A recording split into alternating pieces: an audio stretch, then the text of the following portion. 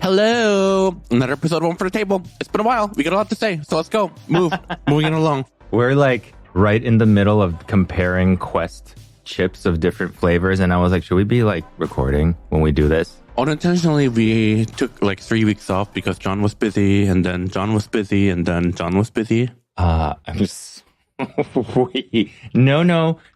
You were busy for the middle one, and I'm pretty sure you were busy for the first one too. It was just the last one where I was busy. No, actually, I was ready to go. I was ready to podcast for a motherfucking life. You were not ready to go. I specifically I was like waiting for you, and you were like, I am ready to record, and you're like, oh, wait a minute. I specifically said while we were at your house, we could record now, and all we got was silence until it was time for us to go to dinner. So that was all you. Anyways, no, if I remember correctly, I think you took a nap.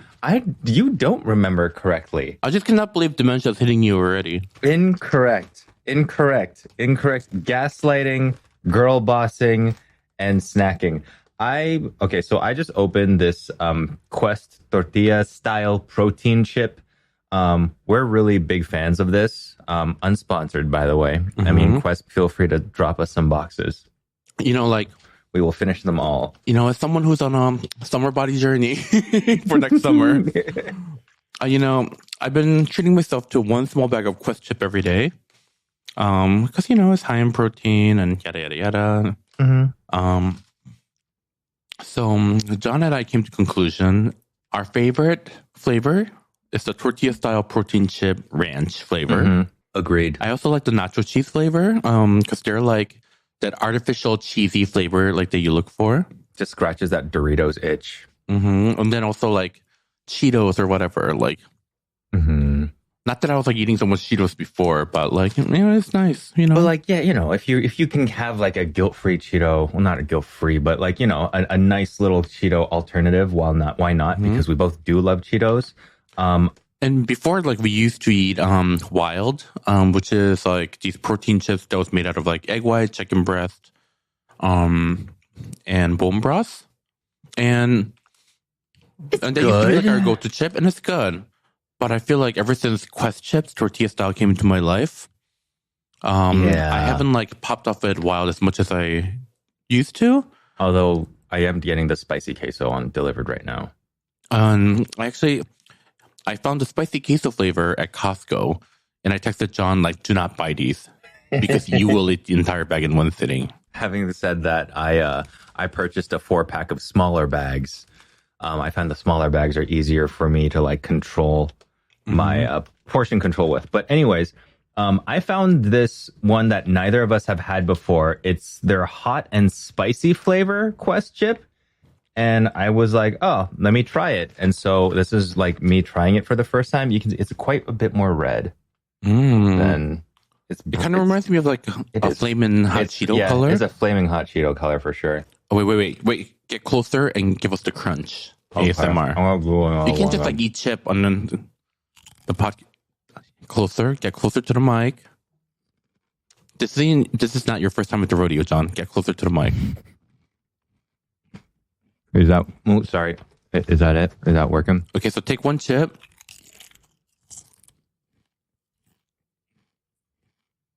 Okay, now, next one. I want you to chew with your mouth open so we can hear the crunch sound better. This is not a video podcast. There's nothing to be ashamed about. I love how you're directing me for this.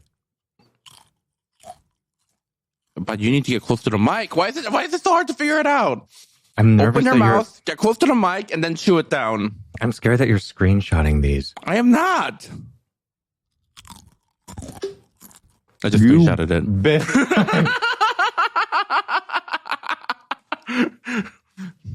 Okay. Obviously, considering the fact that I ate like just 5 of these in a row, they're not spicy. That's my thing with all spicy things in America. It's never spicy. It's either not spicy or ridiculously spicy. Or it's either this chip or it's like da bomb hot sauce. It's like one bite and you're like, right. But it's like that artificial like capsaicin, like spicy flavor where it's like not necessarily enjoyable. It's just painful.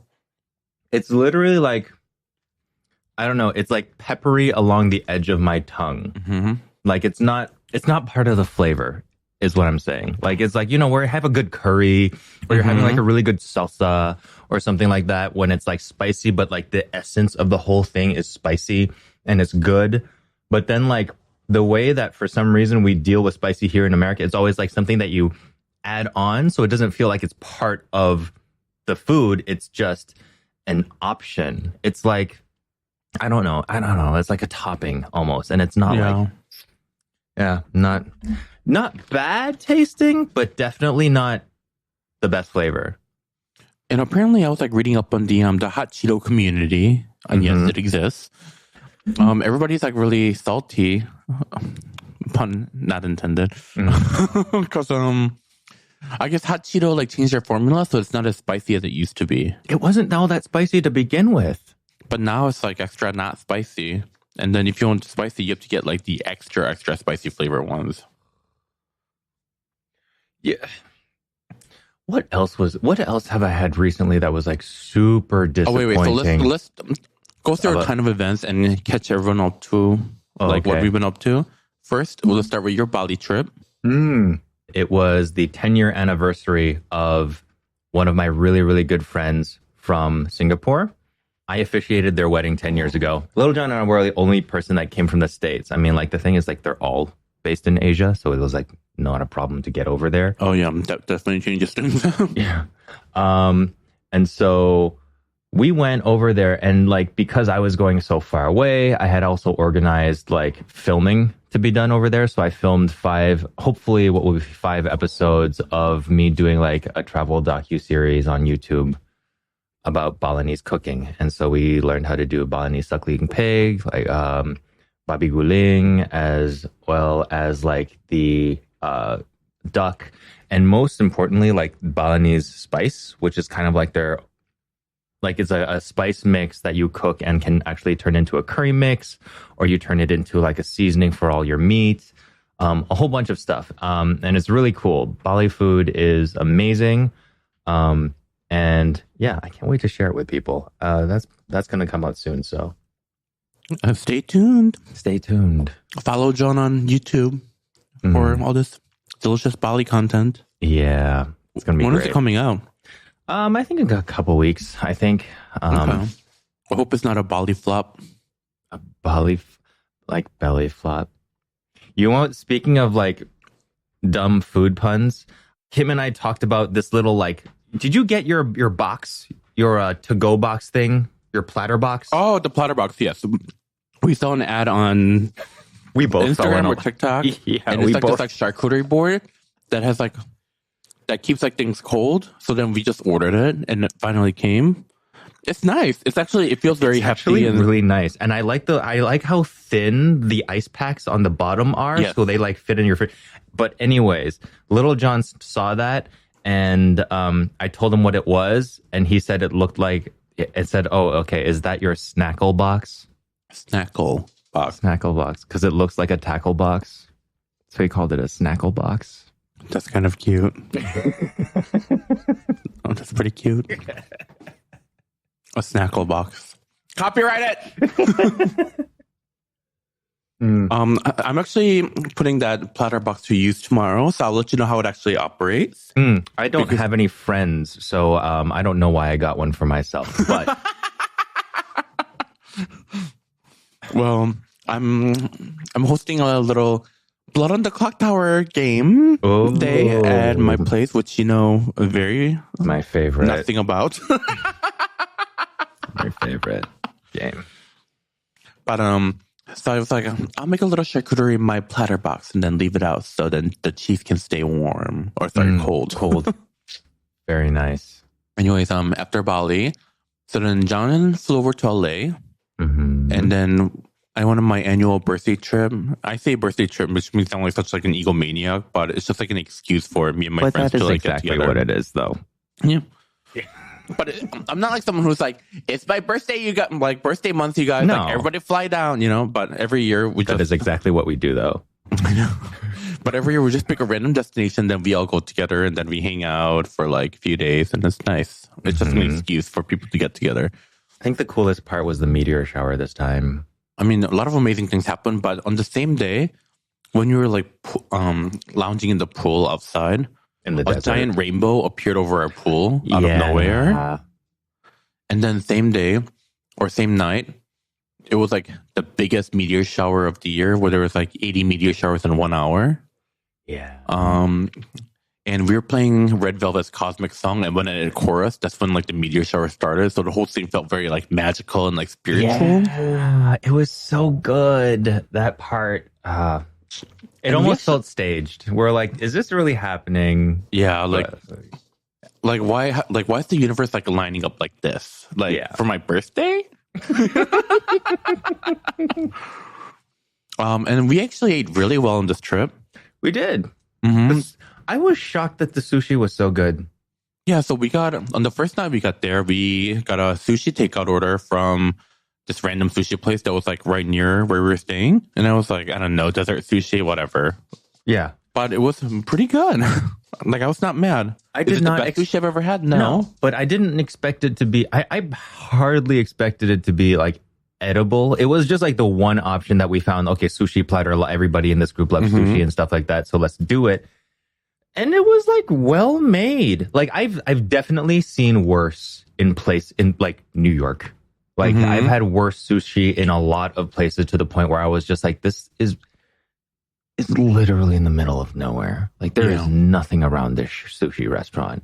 This sushi restaurant didn't even have an air conditioning. And they were like busting out these gorgeous platters. And then one of our friends who's never cooked this dish before made pork adobo. That was so good. Good job, Eric. I know Eric did a great job. He bought all the spices. And Arthur. And Arthur, yeah. I always forget that Arthur. Does he listen to this podcast? I doubt it. Does Eric? I doubt it. Those bastards. I don't know. They never talked about it to me. So yeah, but it's fine. It's fine. All right. No, I'm not saying anything. I'm just taking notes. That's all. Oh yeah. We'll remember. I know our friend Bao listens to this sometimes. Oh, good. Well, that's I listen to you sometimes. Well, fine. I listen to him sometimes too on his very good podcast. Oh, I always listen to his podcast. I know, me too. But also, there's only one episode like every month, so it's so our friend Bao has a podcast called Literally Gasians, where they talk about gay Asian stuff. They had Cody Saya as a guest recently. But anyways, back to our food. And then our friend Gil, who's actually like amazing. He like makes sure we were like all fed like every night, every day. He like makes like rice in batches so everyone has like enough rice, and then he turns it into like garlic rice. Yeah. And every group has like a mom or like a figure that like takes care of everybody, and that's Gil. Yeah, and also our friend Josiah. Yeah, and Josiah. Yeah. And Eric too. Yeah. But anyways, everybody's very caring and look for one another. But anyways, and what else? Oh, and he made like spam and eggs for breakfast one day, which was really fire to wake up to. And then our friend Josiah made these like egg bites with a bunch of different fruits. And then he made these like handmade scones, which were very good. Yeah, but they were like in shape of like a little patty. So everybody kept asking him, like people were coming up like one by one asking like, "Are you making cookies?" And I think like after like the fifth time, he was like starting to crack. You know? Yeah. Yeah. Oh, so that was really funny. And then John made dumplings one day, which were very good. In retrospect, I do think we probably should have like tripled the meat. Yeah. I mean, we were also dealing with desert grocery store ground pork. No, it's true. Yeah. But I'm just thinking, like, retrospect, I feel like we definitely could have made way more than we made. Yeah. You know? Yeah. But, yeah. Well, what did you put in it? It was like pork, chives, Chinese wine. It was like your basic dumpling filling, but like if you don't have any control over the amount of fat that goes in, it's hit or miss. And this was like just okay, I would say. The dumplings are fine, but yeah, they were fine. They felt really meaty and juicy. Yeah. You know? They're desert dumplings. Desert dumplings. I'm not expecting Din Tai Fung. Right. Well, we had Mila. We brought Mila as a backup, and people love that. Oh yeah, we had 3 bags of Mila, which we ate all of. Yep. It's just like keep steaming, and everyone just like eating them like straight out of the pot. Mm-hmm. And then Gil also made curry one night, Mm-hmm. and then he also ordered a bunch of Thai food one day, but then no one ate the Thai Nobody food, ate the Thai food. which I feel bad about. But we were just on a different journey. Yeah. Yeah. And on the way, we had In and Out as we always do.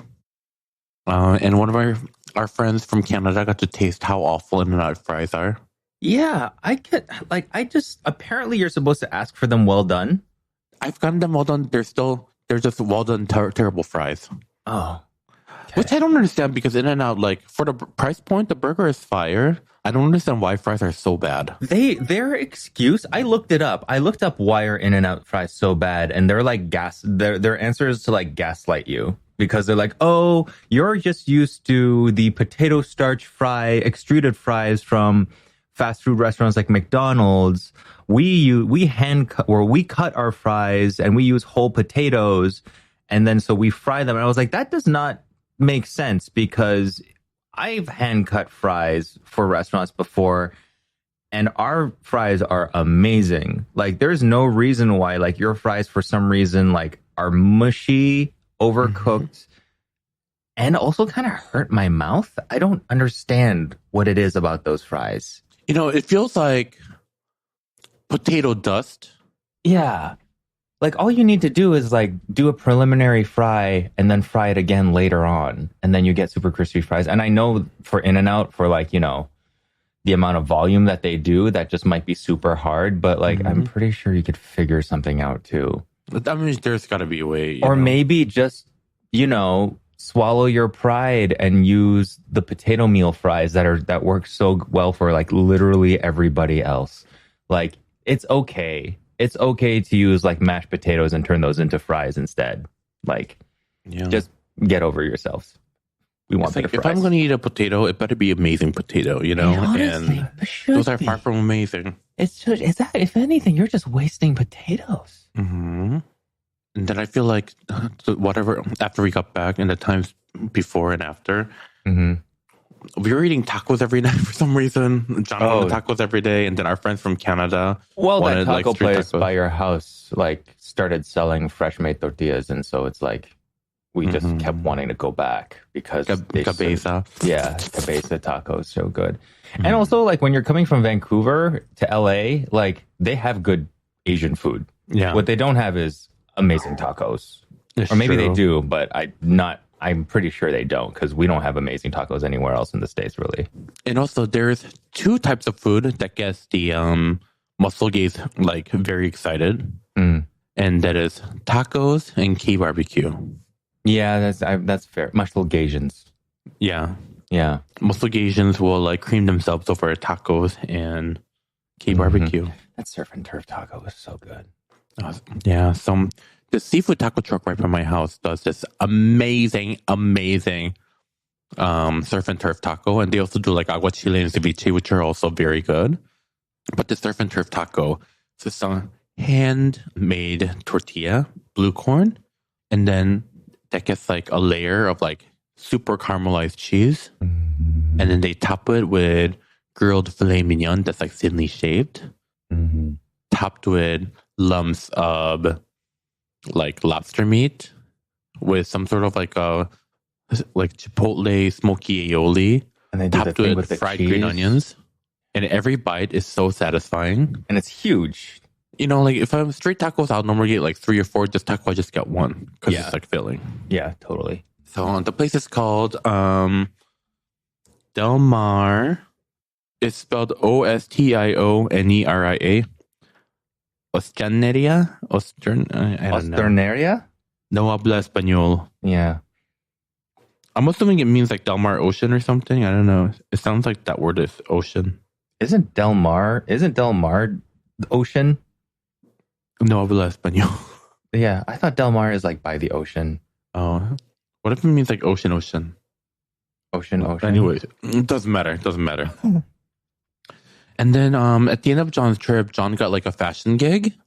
Yeah, I did. So then John he had to put himself on a model diet where he consumes It was so no carb or no painful. sodium so he could look up for the photo shoot. So I purposely picked a marinated crab restaurant for the big group dinner with everybody. It was so And then we ordered John an unseasoned bone broth soup. And then on the menu, they also had ikra hand rolls. And I didn't need it, but I ordered it. Just so John could see me eat it. the whole time I thought I should have just stayed home with butter. But then, delicious hand roll, topped with mounds of ikura, and those little salty, bubbly eggs just popping in my mouth. And then watching John look at me. You know, I thought to myself, maybe I am a sociopath. Yeah, like maybe she's a sociopath, but like I definitely realized that she was when she went out of her way to say that this was the best marinated crab she's ever had in her whole fucking life. You know, when it comes to food, I can't lie. Mm-hmm. You know, I gotta keep it real. Oh, it was it was only for 3 days, so that wasn't too bad, but it was a rough 3 days. And you had a nice feast after the photo shoot, right? I did. I went and had fried chicken. I had fried chicken and pastries and a bacon, egg, and cheese bagel sandwich. Like I did it. It was great. That being said, I did realize something. Like on day 2 or day 3, actually, I had to extend the thing by 1 day because I actually like put on I did another kind of photo thing interview the day after, so it was like 3.5, 4 days. I was starting to like get pretty sensitive to salt, like in food. Like things by day 3 started to not taste all that bland. In a way that made me think like, oh, maybe I should do this like regularly. I don't think it sounds healthy to like not consume any electrolytes and all that. I mean, it's not like not salt. There's salt in everything. I mean, like there's salt in there's salt in vegetables. There's salt in meat, and there's like tons of salt in eggs already. So I'm not like cutting out foods that have it in there, but like not seasoning or not adding salt to my food for like a couple of days, just so I can like reset my palate a little bit. Was something that came into mind, and I also kind of mentioned it to Little John too, because I think he has hypertension. Damn. I don't, but he might. Poor Little John just catching strays because of your model diet. So I thought like, once every couple of months, like just try to like live added salt free for a couple of days might be actually healthy for me. That's just something I've been playing around with. If you're a doctor and you listen to the podcast, like send us an angry message. Yeah. Tell me I'm wrong and like this is not my opinion. It is strictly John Kong's opinion. That being said, how much salt is in this? 280 milligrams of salt is in this one bag of chips. Quest chips. So one for the table, promoting disordered eating.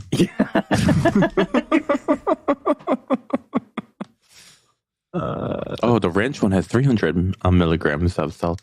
The fact that like this has like 12% of my daily requirements for salt. Yeah, but then you also need like, 1 bag a day.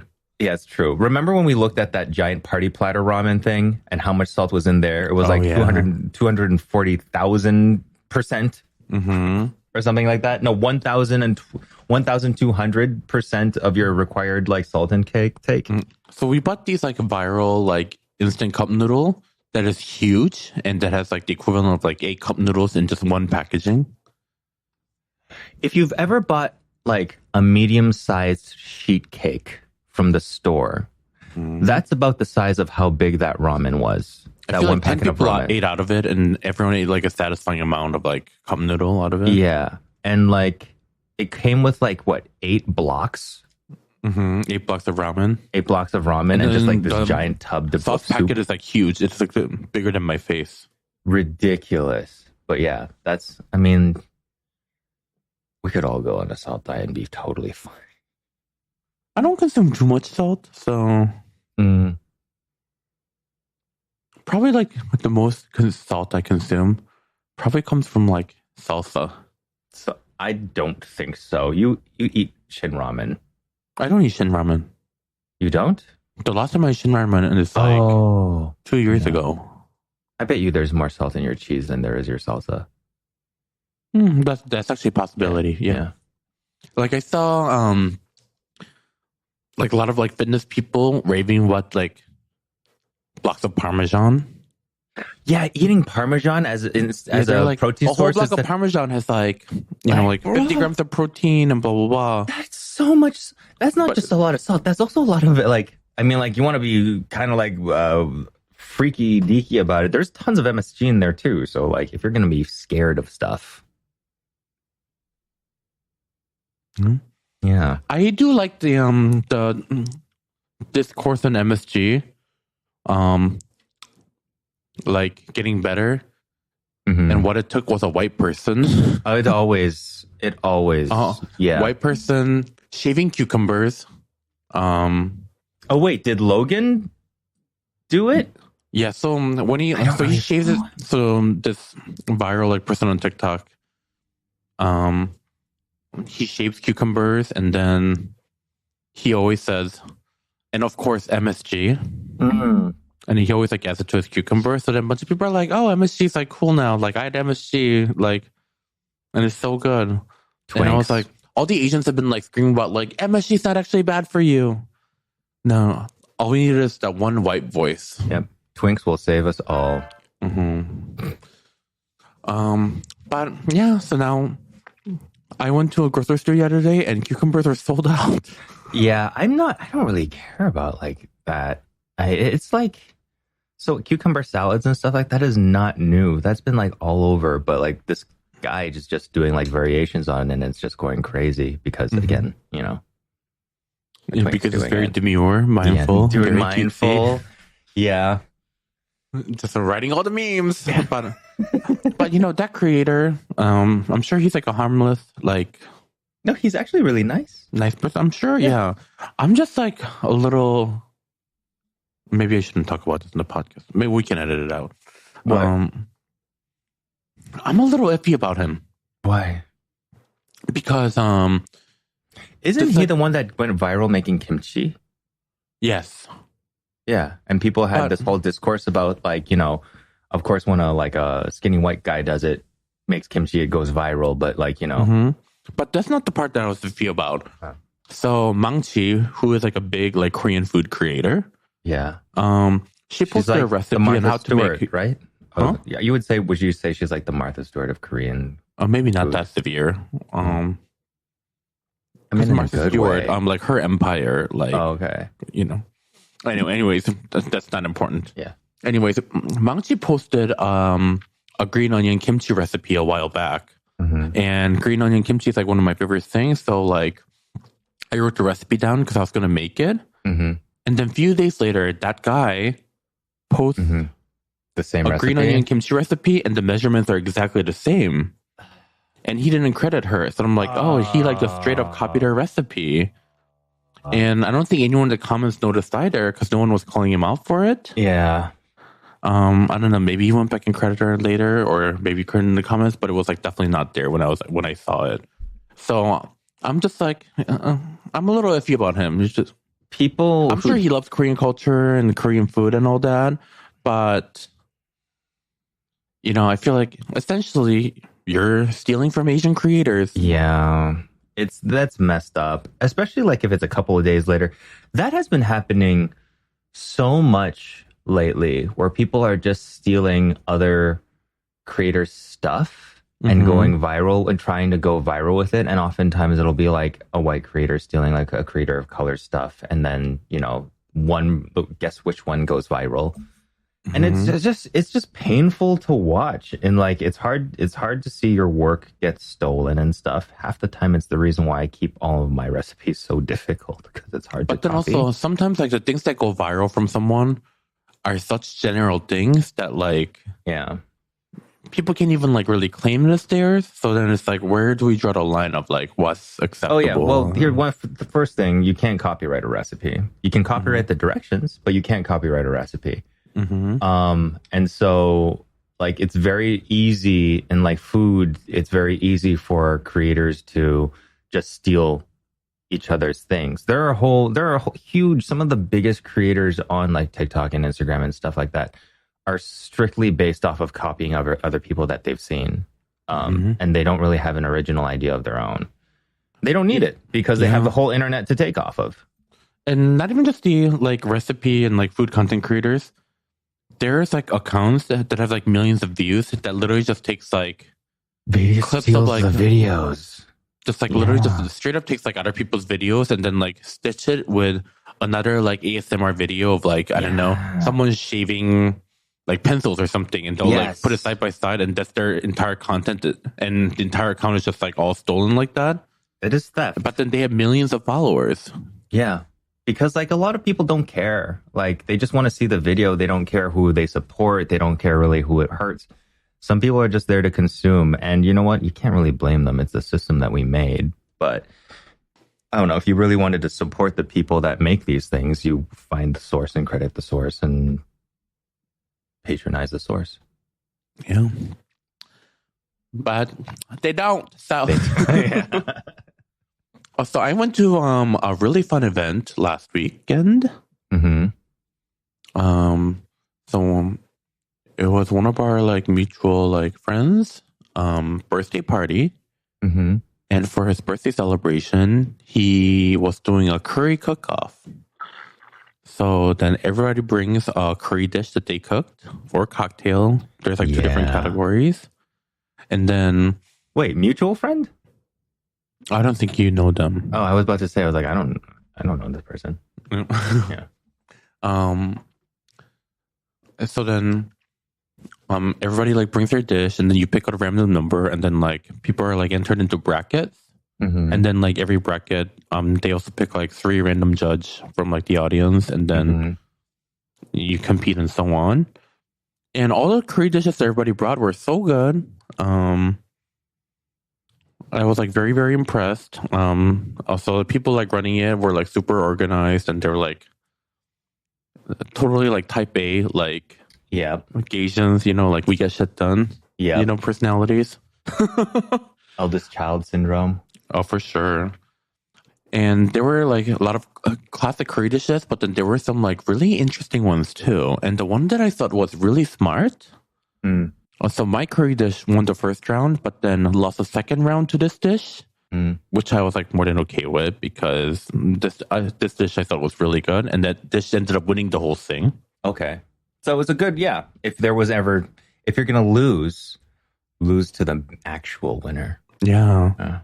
But the winner made, so you know, like the Ethiopian dish dorowat. Yes. Which is basically like this like brown curry gravy thing with like chicken thigh and boiled eggs. Yeah. Well, this person made dorowat, so it's like the brown gravy sauce, but instead of like boiled egg, he made Scotch quail eggs. Ooh. And then served dorowat with that. And I thought that's actually a really smart way to fuse this dish. Yeah. Like I would have never thought about that. That sounds delicious. And it tasted really good. Like how much of that stuff did you have to make? Everyone brought, because everyone was just like sampling like each dish. So, you know, so it was like a bite for everybody. Okay. You go round after round after round. Oh, so basically everyone had like a pot of like curry. Okay. Basically. Yeah. And what was yours? So when I brought my dish, I think I like shook the host because they didn't know what to do. Mm-hmm. Because everyone made like curry, like stew, like a gravy type situation. Yeah. And I made a cold dish. But you know, it was a hot day in the summer, and I was in my kitchen. I was like, I need something fresh. I need cold. I need crunchy. I need texture. So I made a focaccia from scratch, but it was like a masaman curry focaccia. So I made the focaccia dough with like masaman curry, and then I topped it with like sharp shredded cheese and like more curry paste and Maldon salt, and I baked it. And then after the focaccia came out, let it cool, sliced in half, And then I made a little green curry goddess dressing aioli thing Nice. that I like smeared all over the focaccia, lightly dressed some arugula, and then put it on there. And then I made green curry chicken salad, which had like chicken breast that I like shredded, and then green apple, celery, shredded carrots, and mango chutney for like a little sweetness. Red onion that I cooked in green curry, cream cheese, mayonnaise, and yogurt. Yummy. So you made like chicken salad sandwich, like a really super curry chicken salad sandwich. Super curry forward, yeah. Yummy. Yeah, that sounds so good. I was very happy with how the dish turned out. Yeah. And I would be too. And then my dish ended up winning like the popular vote. Oh, the miscongeniality? Or the America's vote. America's vote. Oh, so the judges decided on the other one, and so the judges decided on like who moves forward, but then everybody like who tasted everything like all vote for like their favorite dish. Okay. But yeah, all the dishes are very good. Someone also made like a vegan dal, which was really good. Someone also made like a classic Thai, that's always good. There was like chicken masala. There was and then the birthday cake. Their birthday cake was curry birthday cake. Really? Yeah. Actually, I've had curry sweets before. It's really good. It was very good. The curry was like subtle. It was like definitely there, but very subtle. And it was like a really moist pound cake with like whipped cream. Yummy. So this person just really loves curry. I guess I think this person just like loves food. Okay. Because I guess like the previous like birthday like event, they did like another cook-off, but the theme was pasta sauce. So everybody brings a different pasta sauce. Fun. Yeah. Very nice. I was like, I love stuff like this. Yeah. Like I love potluck. Yeah. And like potluck with people who knows how to cook. And you also like to compete. I do. But I like, like if I lose, I'm not upset. I just like to compete. Yeah. That's fair.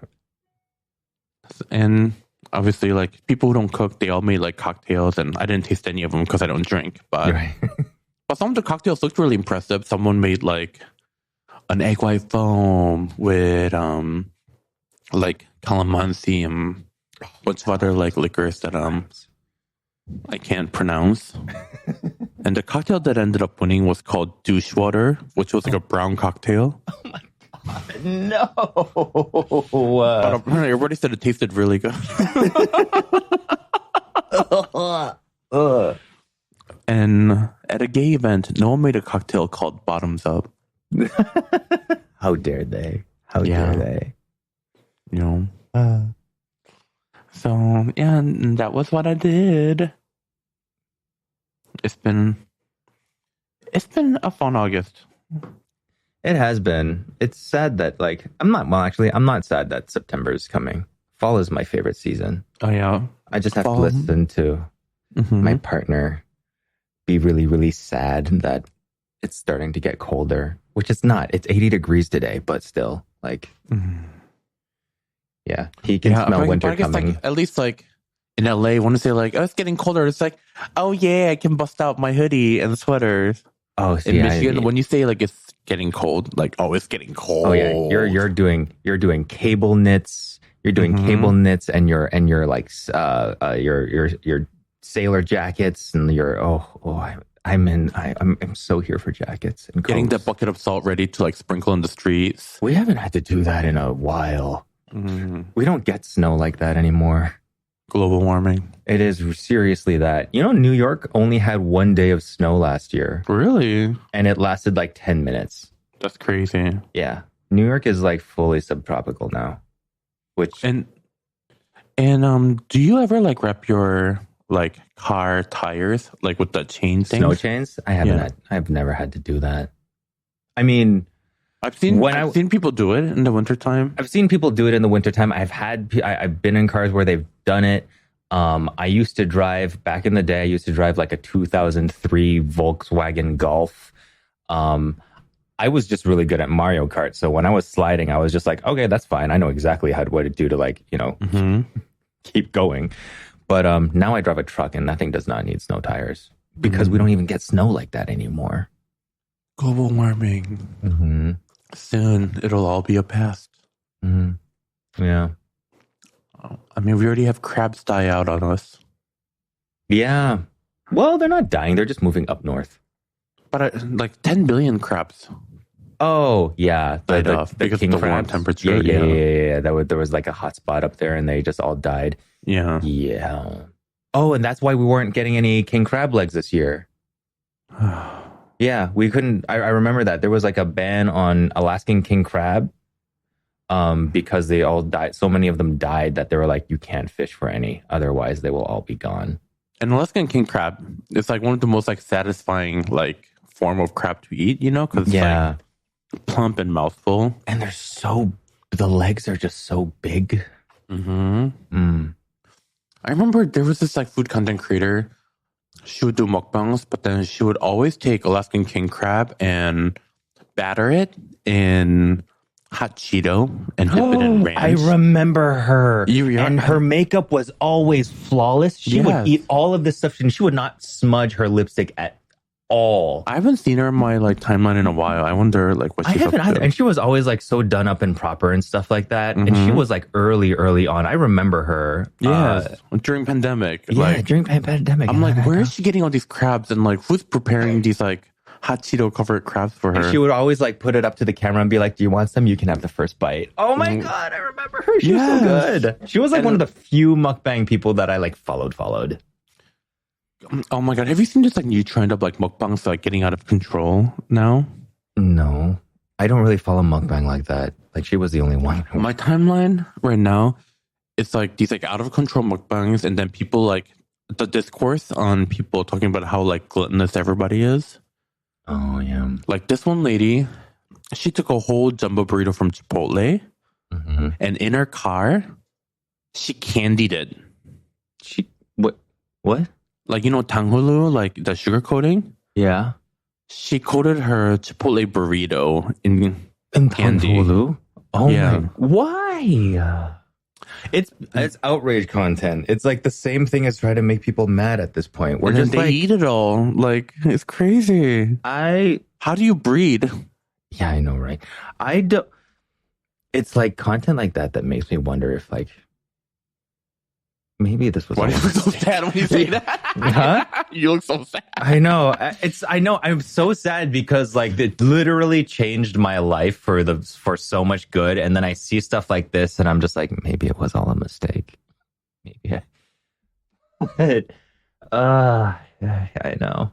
Well, worked out for me. I'm sorry for the rest of the world. Oh my God! Wow. Did it work out for you? To be decided. So shady. No, I'm just asking. I didn't make a statement. I just asked how you gave me a look. That speaks more on you and your like insecurities than me. Okay. I'm gonna be so much better at screenshotting. Go on. Try me. I'm not scared.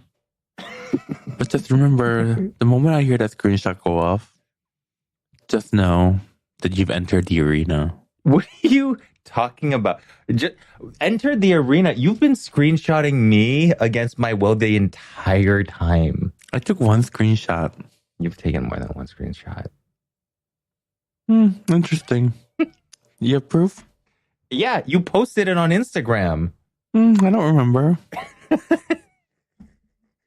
But anyways. Awful. What do you have going on this week? Little John's out of town. He's gone to Cedar Point with his mom. Oh, Cedar Point! I haven't been in so long since middle school. Okay. I've been once. It's fine. Do you not like Cedar Point? Theme parks. I don't like waiting in a line. I don't. You can buy fast passes where you don't have to wait in line. That's the thing. I think like I need to get on the fast pass life. And the thing is like when you go into places like that where like it really is a special treat unless like you're from that area you can go often. Yeah. So it's like It's if like you're already people who spending the live- money and time to go there, why not just spend the extra money? Yes. Agreed. And I understand like it might suck because it seems like a cash grab, which it is, but then also it does save you a lot of time, which And gives you you more can time to ride, get on like, other rides. Some people get like 2 rides at all the rides twice over in the same day, which is like amazing. Yeah. Yeah. Maybe I just like was never really a theme park person all that much, but since I have the house to myself, I'll just make a whole bunch of content. I've got a lot of vegetables to cook through. Ooh, what kind of vegetables? Tell me. I got a whole lot of beets and a lot of tomatoes. My one farmer gave me like this really dark watermelon or I don't know if it's a watermelon, but it's like black. I've never seen it before. So I'm going to research some of these vegetables and then like... You should pickle watermelon rinds. I definitely will. This one I definitely will because it was like, I know that stuff is like, biodynamic, super organic, that type of thing. This is a really random fact. Did you know that my grandmother won like a national cooking competition in Korea for her pickled watermelon rinds? Ooh, was it like a white kimchi watermelon or was it like a... Oh, it was like soy sauce based. Ooh. Like, Ooh, that sounds so good. Watermelon 장아찌? Oh. What kind of cooking competition was it? It was, otugi? No. It's one of like the biggest brands in Korea. Okay. They make like the Korean curry is basically otugi. They make like a lot of like instant noodles. I think Jin Ramen is otugi. Okay. So it's like a parent company. It's basically like the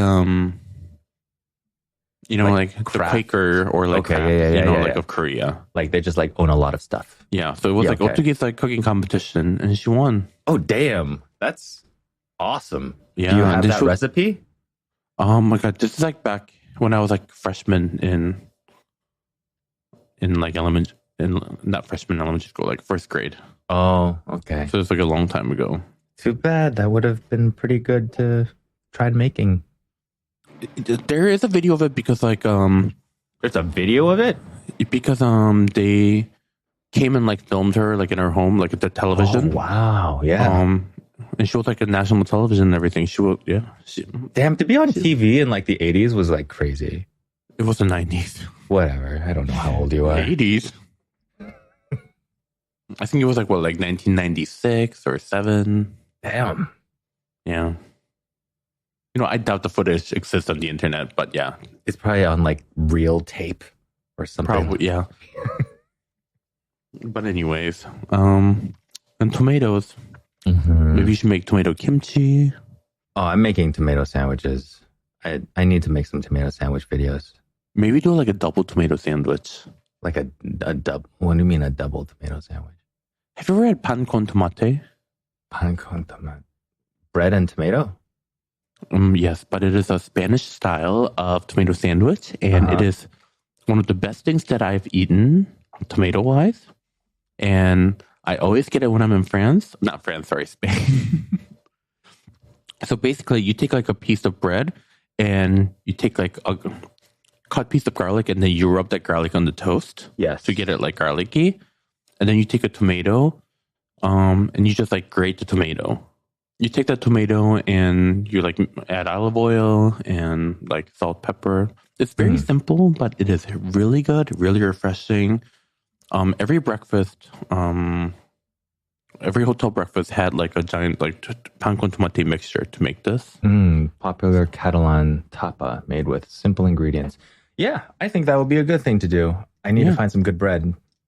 And then I guess like a new thing that people are doing is they freeze the tomato. Yeah, I've seen and then that. they shave the Just tomato. shave it. Yeah, I've seen them do it over like, could you imagine doing that for naengmyeon? That would be really good. That would be really fucking good. Oh. Should we go to a naengmyeon place with a grater and a frozen Oh my tomato god, can you imagine? and just like do it right at table side? You know what? Oh, the ajumas wouldn't know what to do. No. You know what else that would be good under? Like a Chinese or Japanese style steamed custard egg. Oh, yeah, With because you the get that shavings hot of and frozen cold. tomato. Yeah. Mm-hmm. That would Yeah. also be really good. I might actually go and try. I might even go to like the store and buy some packet naengmyeon and try making that myself at home. Because the packet naengmyeon's fine. Yeah, I've had naengmyeon that was made with confit tomato. That would be good. That was like also really good. We haven't had naengmyeon this year. We didn't. It's okay. I mean, Yeah. You know what it tastes like. I know what it is. Do you prefer the naengmyeon that is like in the dry goods section or the refrigerated packet naengmyeon? Because I've seen both. Okay, so I love naengmyeon so much. Yeah. You don't do that home version? Because I have the perk of living in LA. Oh, that's true. You can I just will get it go to a whenever you naengmyeon want. shop where they get fresh naengmyeon. Yeah. Where it comes straight off the machine, straight into the boiling water. Yeah. Yeah, they don't have anything like that in Detroit. Closest place is in New York. Yeah, with that being said, when my mom used to make naengmyeon when we were young, she would always get the naengmyeon from like the frozen ones. Mm-hmm. I think I have a frozen packet one in my freezer. Yeah. If only just to try it with a shaved tomato on top. Yeah, for sure. Yeah. Or you could invest in a naengmyeon machine. Yeah. I know you're like a gadget nerd. I am. How much would that be? Naengmyeon machine. I mean, imagine that would be so fierce if you had a naengmyeon machine in your Detroit home. Now I'm falling under this rabbit hole of like instant noodle machines because apparently there are many of them. I'm looking at one right now where it's like a self-service instant noodle machine, multifunctional. Like it boils your. I don't understand what these things do, but I feel like there are certain noodles that is better to be like hand tossed and knife cut. Mm-hmm. Just like the way like it creates like the chewy texture and gluten and whatever. But then also there are certain things like where I don't really care if it's machine made. Yeah. And pasta's one of them. Yeah, like extruded pasta, like it's... I've never had like pasta that was like they're like hand rolled pasta, and like the sauce and the ingredients, like are good, Mm-hmm. But I never noticed like too big of a difference. Although it depends for me. I don't, if it's like a long noodle pasta, I don't really care. Yeah. Because then it's just knife cut and like okay, so you rolled it instead of like put it through like a press. But when you do like the handmade like cavatelli or chete, like the small ones that like are the small thick and rolled chewy, ones. Yeah, that makes a difference because it's I like can see that. that makes a huge difference because like the chewiness. And like that like toothsome like Yes. that you look for. Yeah, And to be quite honest, when it comes to like pasta, that's really all I care about is like how nice and chewy it is. Then do you not like pastas that are like angel hair? I like somen. I like when pastas are that. I like noodles when they're that thin, but like they get lost in the broth type thing, where it's like it becomes like part of it, the drinking experience. But like angel hair pasta, like as a plate on a plate, it does nothing for me. I would prefer a bucatini.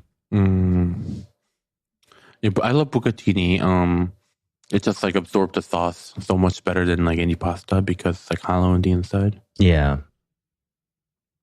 Okay, so we have some listener questions. Oh. Okay, so first one.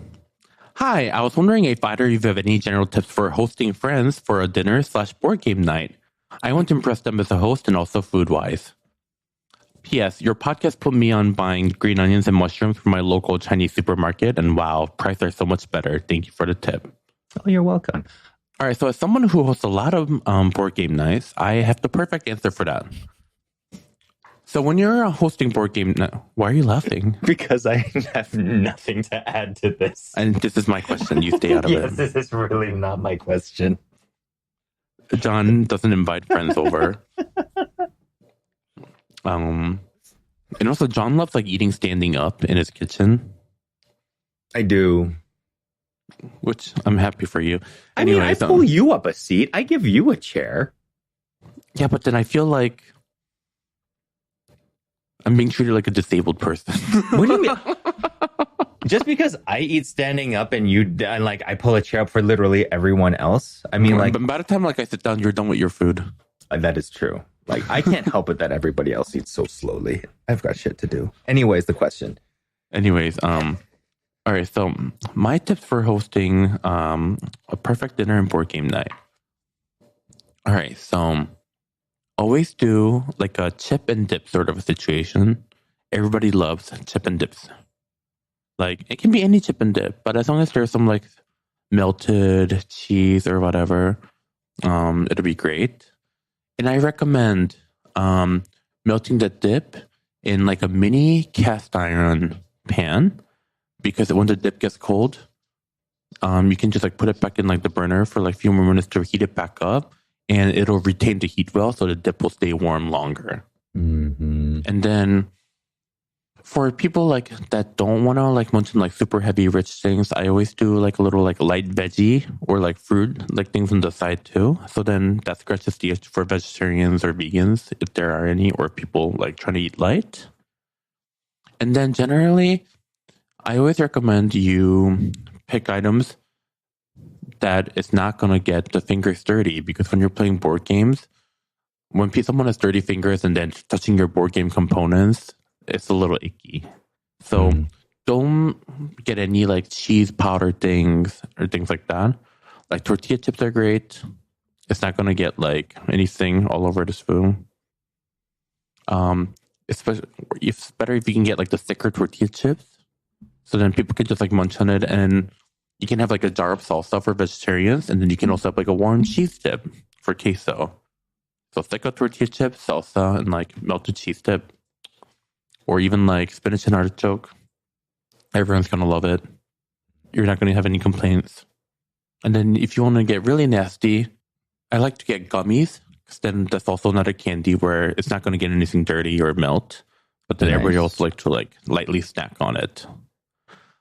From my experience, I don't recommend you get like any sort of nut things, because a lot of people have nut allergy, and then it's really easy to like cross-contaminate nuts. Do people really have that many? Do you know a lot of people with nut allergies? At least from my experience, yeah. I know a lot of friends that are like allergic to peanuts, and damn. And like I even had like a friend who that was like allergic to cashews. Oof. I know these are things you deal with when you have friends. So obviously I wouldn't know. So anyways, that was my tip. All right. Next question. Hey guys, love how you always keep the pod new and fresh. Yay! They noticed. That's gonna be like merch for us if we ever get to that point. Mm-hmm. Also, we always talk about how we keep things like new and fresh, because one time someone wrote a review about our podcast saying their lack of structure keep the podcast new and fresh, and then that kind of like stuck with us. Yeah. So now we always say like we always keep things new and fresh. Drag us. But anyways, I'm going to New York City in October and would love to know if you have any affordable restaurant recommendations. Also, what is your favorite bagel shop in NYC? And what do you recommend I order for my first bagel ever? I can take this one. I can take it too. Yeah. I mean, I go to New York too. Affordable. Yeah, but I actually like New York. I like New York.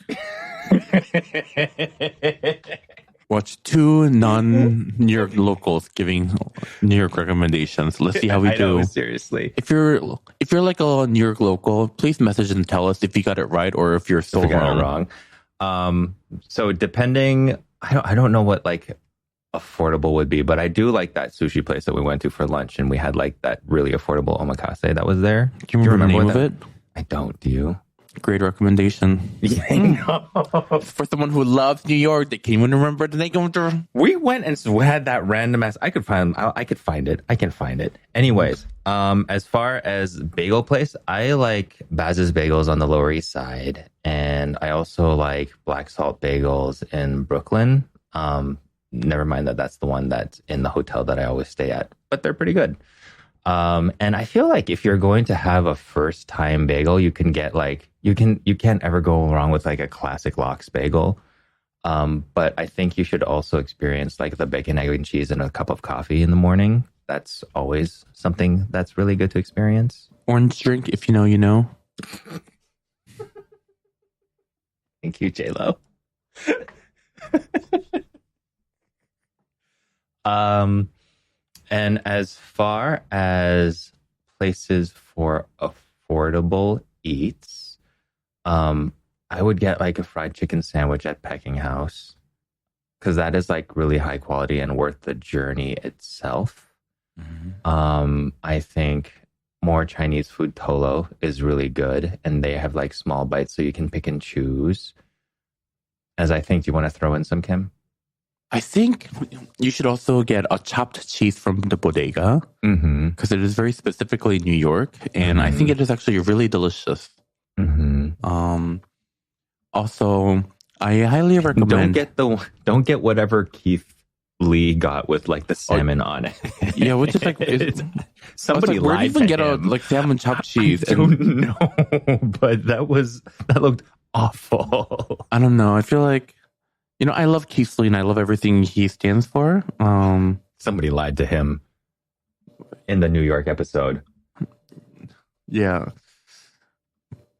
Also, Xi'an Famous Foods.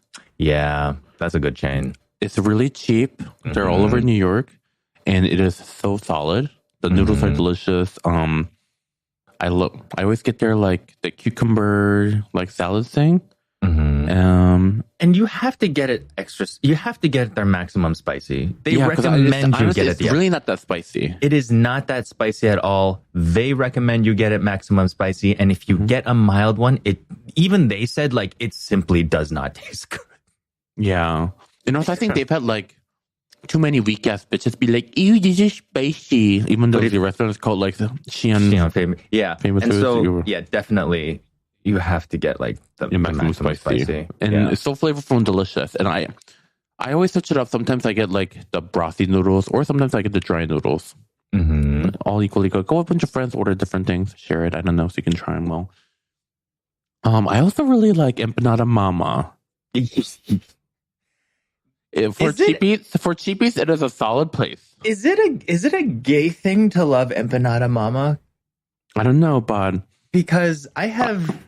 And this is actually recommended by a bunch of New Yorkers. Like it's true, and I like the empanada called the Viagra, which is like filled with seafood. And I like to get it on I really like the corn empanadas, like because the outside has like a little like chew to it and like a good flavor. I think I like the corn ones better like than the flour ones personally, and that's just my preference. I mean, yeah, I agree with that. The drag queen, I know really likes the cheeseburger empanada. That's pretty good. But yeah, Empanada Mama, like each empanada is what, like $3-4? Yeah. Yeah, like a good solid chippies, and they're open late night. So I have an interesting pizza recommendation. Lala's Pizza in I think it's like it's in Brooklyn, but it's like pretty far in Brooklyn. They do New Haven style. It is a very, very thin crust pizza, but the crust itself is not all that crispy. It is very, very good. The person that opened it was a baker first, and so like put her heart and soul into the crust. Extremely good. And they also have the New Haven style pizza has like mashed potato on it. And they have one with like mashed potato and the smokiest bacon you've ever had. It's very, very good. And also the place itself is inside this, what is the place itself called? It is inside a brewery called Grim Ales. They make their own beer. It's delicious. They also make their own wine, which is really good. So definitely worth a visit. Very big fans of that place. Right, and obviously grabbing a slice in New York, like you have to get yourself a slice. You have to like get something that you have to fold in half on the street, but you can get that pretty much everywhere. And like, papaya dog. I also, maybe a controversial answer, I also liked Ivan Ramen when I was there. I haven't been. I thought the ramens were like pretty solid, and I told my friend about it, and he's like, "Yeah, that place is good, but I don't like ramen made by white people." And I'm like, "Oh my god." He had it was like his whole thing, and he had like a schmaltz ramen and stuff like that. Like it was an interesting take back in the day when he opened, but I'm glad that it's still happening. You can get good ramen like just walking down the street over there though. Like there's so many ramen shops in New York. But then there's also bad ramen places. And nothing makes me angrier than bad ramen because it's not the healthiest thing in the world. So if I'm going to eat like a bowl of like, if you're going to commit your body to that, like, bad, I want it to be good. Yeah. So sound off in the comments. Tell us if we were completely wrong in our recommendations. But neither of us live there. So I don't know why you asked. But we do enjoy food in other places. So it's true. We do. Okay. Well, maybe last question for the week. This is very interesting. What? The question. Okay. Hey, Kim and Jon. Thanks for the pod. I have you in my ears while walking my doggy pack around Amsterdam. I have a question. Since getting divorced 4 years ago, I've been unlucky in love. Mainly due to the fact that I have a butch exterior and I'm a big softy inside. While that's something for my therapist, I was wondering if there's a dish I could learn how to cook that's so good it will keep the men coming back. Love and life from Netherlands. From the Netherlands. It's pretty hard to shop for the ingredients that we're all probably thinking about. But we'll try. Just, you know what? We can try. Just give them a dish and recommendation and let them figure out the ingredients. Yeah. What's the first thing that comes to your mind? Because the first thing that comes to my mind is like a good stew or a soup. Especially if you live up there where it's cold a lot. My answer would be, it doesn't matter if you're a good cook or a bad cook. If a man does not want to come back, they're not going to come back. You can make the most delicious dish in the world. They still might not come back, but you know what? Maybe because they don't deserve you. Maybe they don't see the brilliance and the kind person that you are. Or maybe you're not a kind person and maybe that's why they left. But I don't think the problem here is your cooking. I'm going to answer the question and say... With that being said...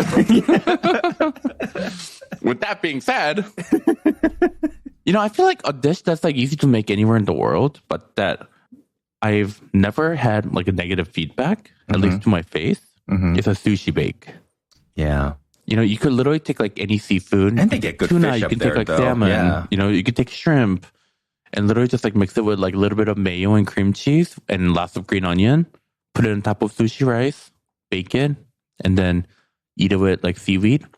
It's like eating sushi rolls, but like at fraction of the price. And everybody loves it. Yeah. Given you like seafood. And I think like they have access to really good seafood up there. So that would that's a good answer. I still stick by like something super comforting, like a really, really good stew, whether it be like a seafood stew or like a beef stew. Or like in my case, like it's always like oxtail stew. Because like I know that's something that's like, if you want them to keep coming, if it's something that you like want them to keep coming back. That is such like a chefy answer. What? Why? It's like oxtail stew, maybe with confit pearl onions and a little parsnip mash. Mine is very simple and just very, very garlicky and made with oxtails and garlic and white wine. It's very easy. It's made with love. And that too. And that's what's going to keep the man coming back. Yeah, and like it's the whole experience, right? So he's like coming home and the house is like warm and you just smell it in the air, and then you can serve it with like a different kind of carb to make it like super satisfying. You can have like stew on rice or stew, or you can even do like macaroni noodles if you want to do something like a little homey. Like it's so versatile, and like it's always like he can pack it for lunch the next day. So when he takes it to work, he has to think about you and how good of that experience it was. And when you're cooking and he goes, "Oh, babes, let me have a taste." And you're like, "No, not yet. I haven't deglazed the pan yet. It's not ready." Yep. Let the flavor concentrate. But anyways, wow, we went way over. That was our podcast for the week. We're most likely to be back unless Jon is too busy next week. Booked and busy. Booked and blessed. Booked and blessed. Too busy making tomato sandwiches. Yes, I can't wait. As usual, if you have any questions, send it to our Instagram page, One for the Table. That is number 1, and then for the table. And you can follow us on our social if you want to. If not, whatever. We don't need to. And see you next week. Bye.